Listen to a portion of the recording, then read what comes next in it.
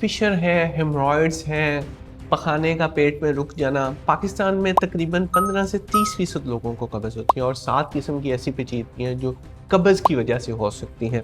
आज हम डिस्कस करेंगे कब्ज़ की वजह से क्या क्या पेचीदगियाँ हो सकती हैं और उन्हें हमें कैसे अलग अलग देखना है। जैसे कब्ज़ की वजह से पेट फूल सकता है, आंत रुक सकती है, तो हमें कैसे पता लगेगा कि ये कब्ज़ की वजह से जो पेचीदगी हुई है ये कौन सी है।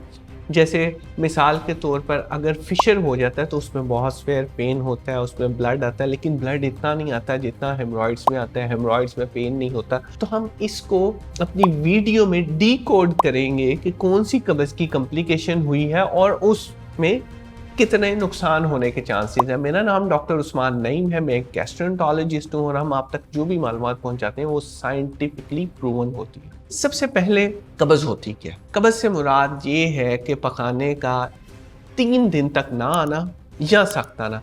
अगर तीसरे दिन मोशन आ रहा है, वो पतला है, आसानी से पास हो रहा है, तो आपकी हैबिट ऐसी है, उससे परेशान होने की ज़रूरत नहीं। हाँ, अगर पखाना सख्त होना शुरू हो गया या तीसरे दिन भी नहीं आ रहा, 3 दिन से ज़्यादा हो गए हैं, तो इसे फिर हम कब्ज़ कहते हैं। अच्छा, जिसकी जो सबसे मोस्ट कॉमन ज़्यादा होने वाली कॉम्प्लिकेशन है वो एक चीरा आ जाता है पखाने की जगह पे जहाँ से ब्लड निकलता है और शदीद दर्द होती है, जिसे अमूमी तौर पे हम फिशर कहते हैं। फिशर का तदारुक ये है कि कब्ज़ होने ना दी जाए और अगर हो जाए तो वहाँ पे मलहम वगैरह लगा कर उसे हील किया जा सकता है। कुछ लोगों को कब्ज़ की वजह से पखाने में खून आना शुरू हो जाता है और उसे बवासीर या हेमरॉइड्स कहते हैं। अच्छा, बवासीर और हेमरॉइड्स में 2-3 चीज़ें नहीं होनी चाहिए। नंबर 1, बवासीर में कभी भी वज़न कम नहीं होता। बवासीर में कभी भी आंखें पीली नहीं होती। ख़ानदान में अगर किसी को कब्ज़ की वजह से किसी को आंत का कैंसर रहा है तो फिर आपने बवासीर के ऊपर इसे डिपेंड नहीं करना। तो रेड फ्लैग्स बहुत इंपॉर्टेंट हैं। बहुत से पेशेंट हम देखते हैं, वो कहते हैं हमें पहले यही कहते रहे बवासीर है, उसका खून आ रहा है। जब हम कोलोनोस्कोपी करके देखते हैं तो वो आंत का कैंसर तक भी डायग्नोस होता है।